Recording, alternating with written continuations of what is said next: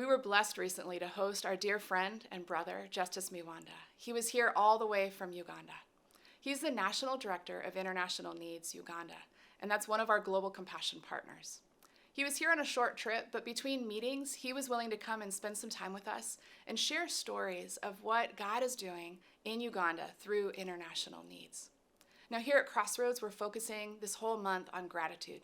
And so one of the topics that we asked him to share on is gratitude and what that looks like in his context.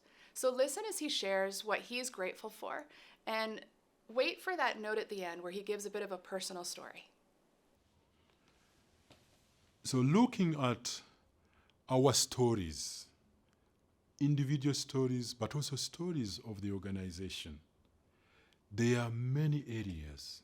There are even many specific areas where we want to express our gratitude, both to God, but also to people with whom we work, but also those who support us.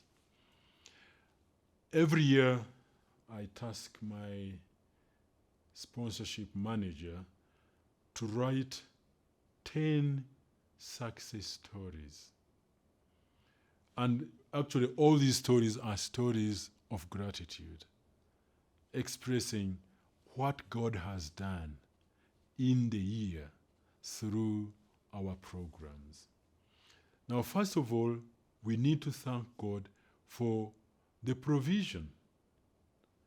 We cannot take it for granted as an organization that we could stand the tide of COVID-19.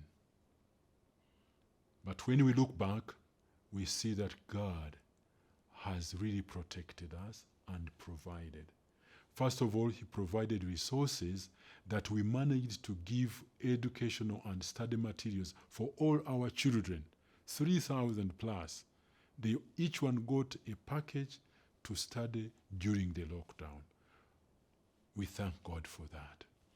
And secondly, that I thank God that we managed to remunerate our teachers and staff, all staff. Actually, for the health center staff, the medical staff, we paid 100%.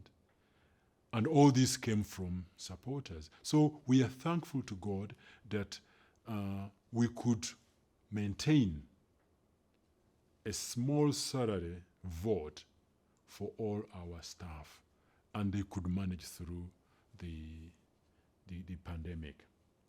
Thirdly, most people, most villages and communities had cases of deaths through COVID, but we didn't have any.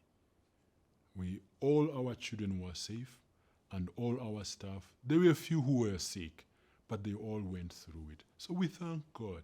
We cannot take it for granted that we are any special or we took any special care, but God did it to us. So we express our gratitude to him.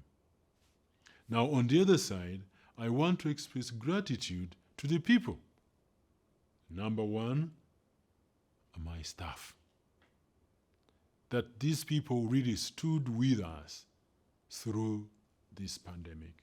It was hard. Sometimes I wasn't sure when I was calling on them, but most of those I called on, they responded.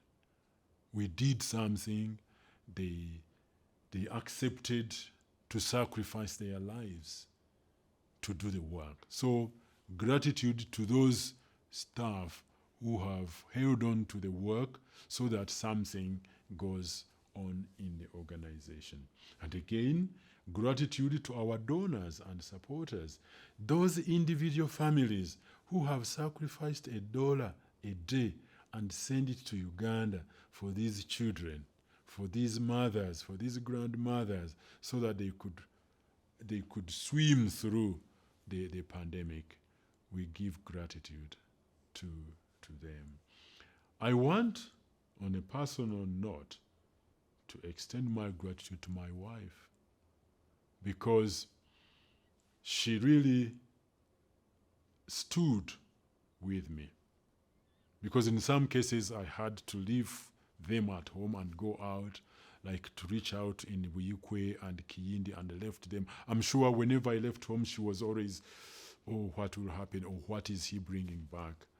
But I want to thank God for my wife, the way she has supported me, and actually, in general, even my family, my daughters and my son, to stand with me as I do this work. Because without them, I wouldn't. Or I would, but with so many failures. So I express my gratitude to my family for supporting me to do this work.